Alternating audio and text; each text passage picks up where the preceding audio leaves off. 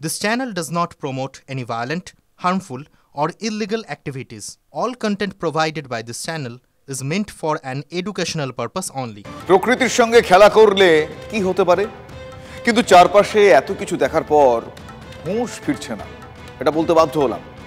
তা না হলে ভাবুন, যে টাকা বন সংরক্ষণের জন্য দেওয়া হয়েছে সেই টাকা দিয়ে আইফোন, ল্যাপটপ, ফ্রিজ, কুলার এসব কেনা হলো, মানে কোটি কোটি টাকার জালিয়াতি হয়ে গেল। উত্তরাখণ্ডে বন সংরক্ষণের টাকা ৯/৬ রিপোর্ট জমা দিয়েছে ক্যাগ।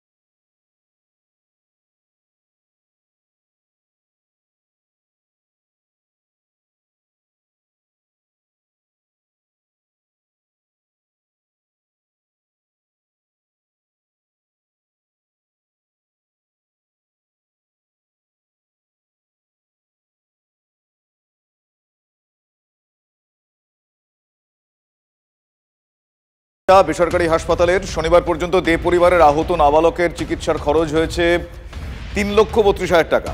প্রণয়দের চিকিৎসার বিল হয়েছে ১,৮১,০০০ টাকা।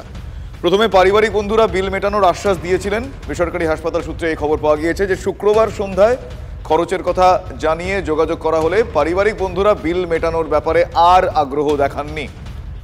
দে পরিবারের কপর্দকশূন্য অবস্থা, পরিজনরাও সম্পর্ক ছিন্ন করে দিলেন তাদের সঙ্গে। পরিজনেরা বিল মেটানোয় আগ্রহী নয় জানার পর ছুটির বিষয়ে থানায় যোগাযোগ বেসরকারি হাসপাতাল কর্তৃপক্ষের। তার কারণ বেসরকারি হাসপাতালের তরফ থেকে প্রশ্ন তোলা হয়েছে যে তাদের চিকিৎসার বিল কে দেবে।